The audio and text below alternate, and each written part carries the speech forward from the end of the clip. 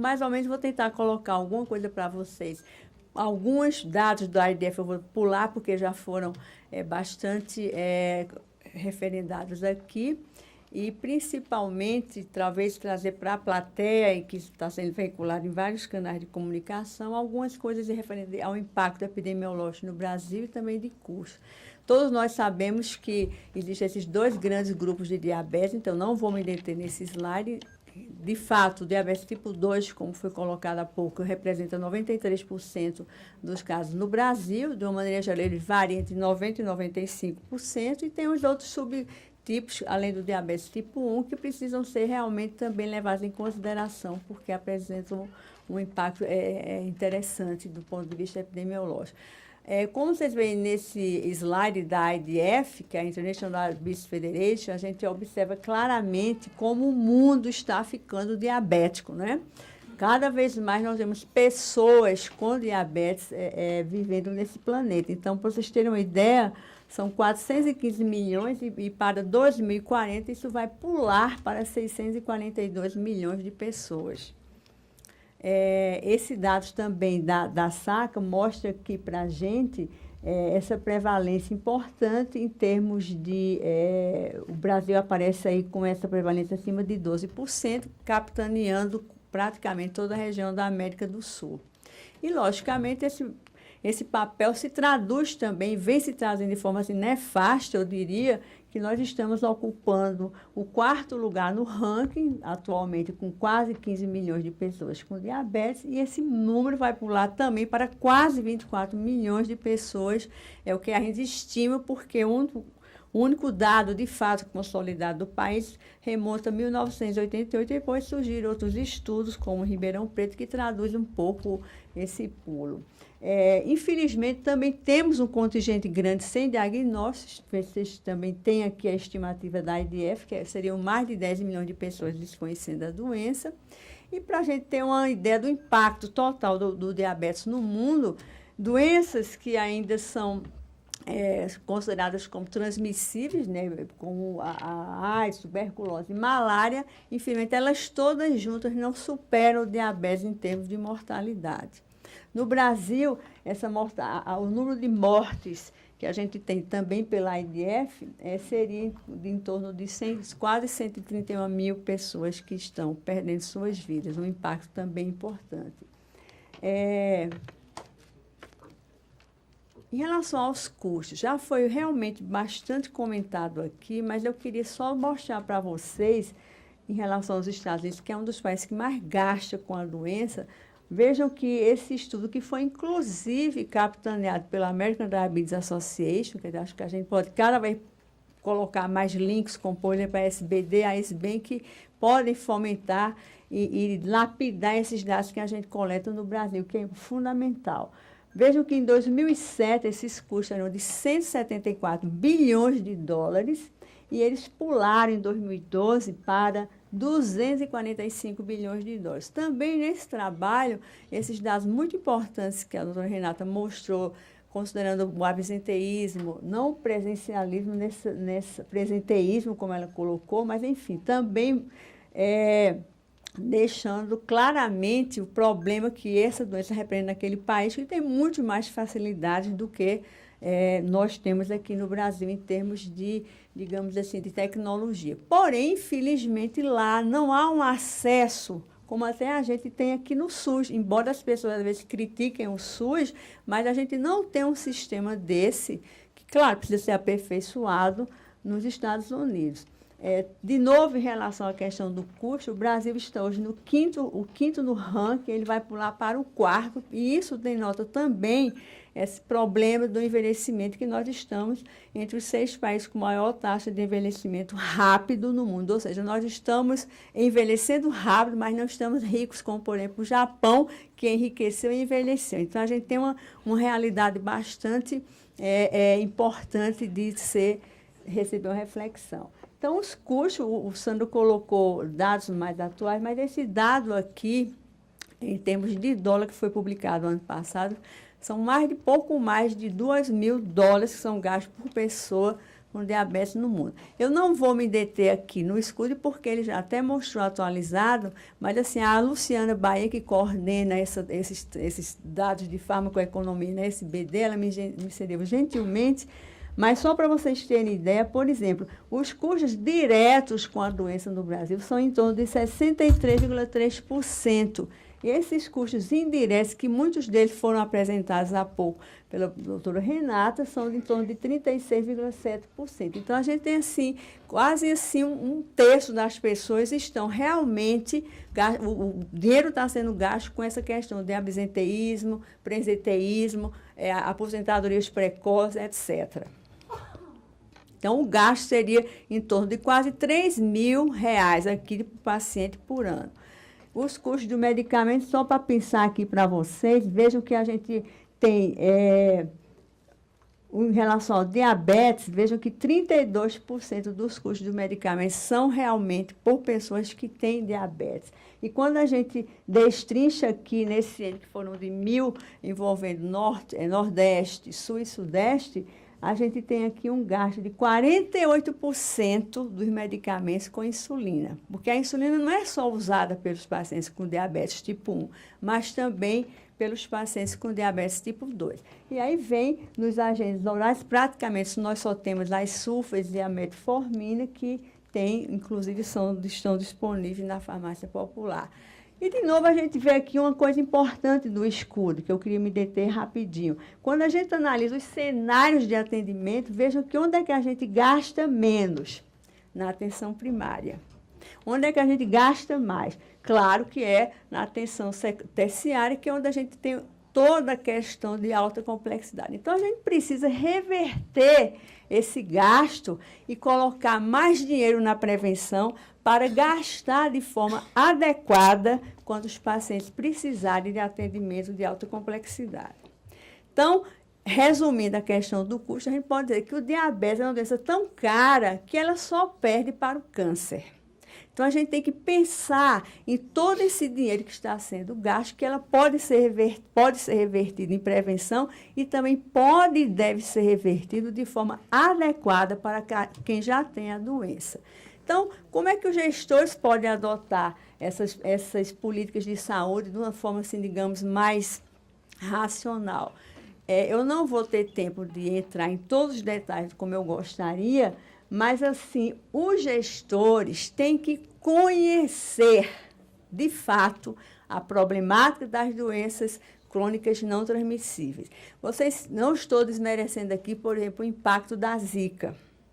Mas a gente não pode também deixar de lado o impacto crônico dessas doenças, porque elas existem e, como acabou de ser colocado aqui, é um investimento você prevenir essas doenças. E é um investimento você tratar melhor essas pessoas para que a gente não gaste com essas dificuldades de presenteísmo e absenteísmo. Né? Eu estou dizendo presenteísmo meu de forma truncada porque eu fui aprender esse termo agora, viu? Então, o controle do diabetes no Brasil, a gente tem esse dado que mostra, né, o tipo 1, quase 90% dos pacientes não tem um bom controle, o diabetes tipo 2 um pouquinho menos ruim.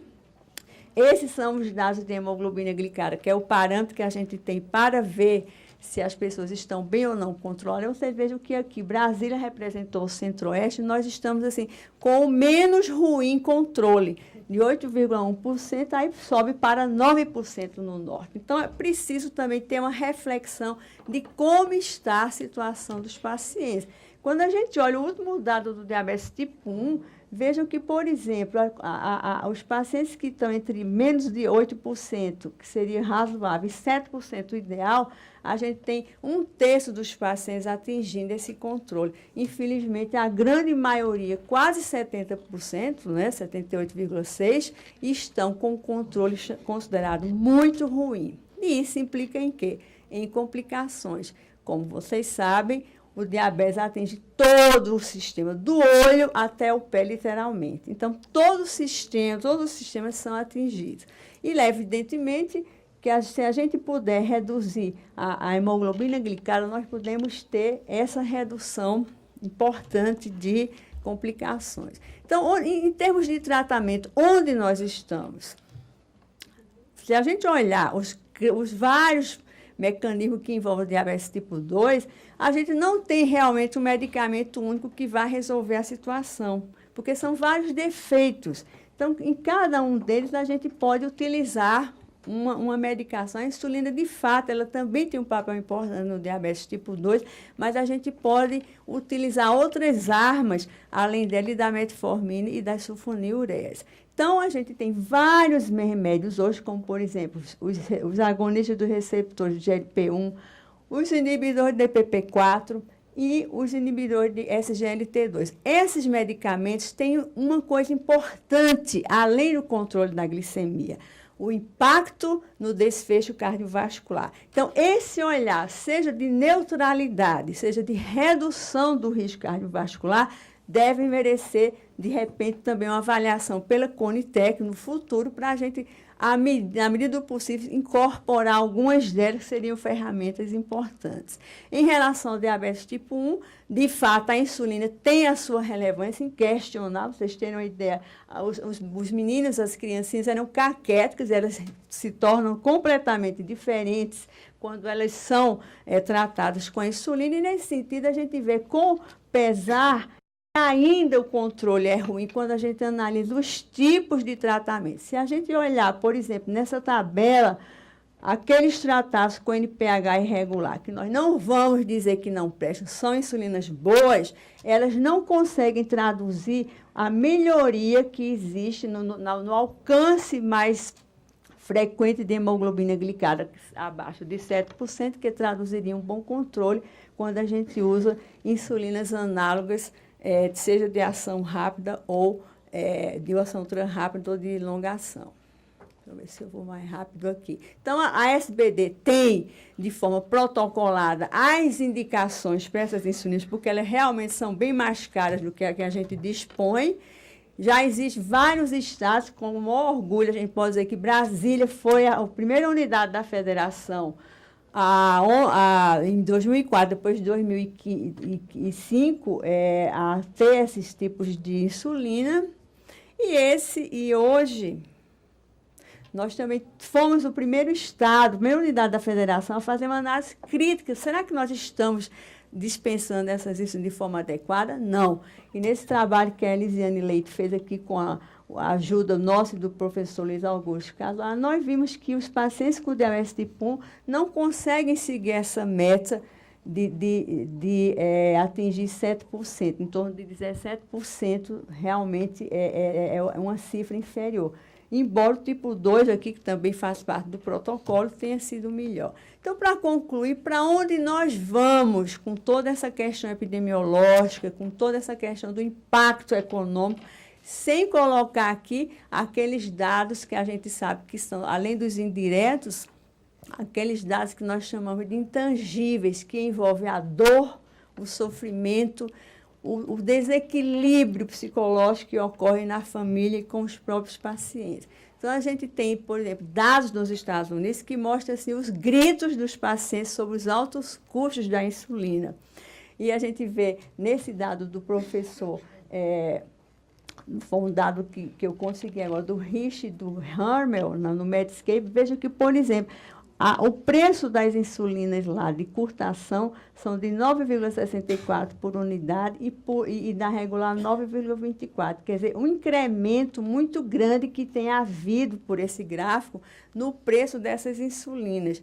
Comparando com Índia e China, realmente os estados gastam muito mais com esse custo. No Brasil, a gente não tem esse problema, sim, mas a gente tem uma realidade muito mais positiva, que é justamente a integração de comissões como a Conitec, que avalia as demandas para essa dispensação gratuita. Então, a grande questão hoje no mundo é o custo das insulinas, que está se tornando realmente quase que inalcançáveis.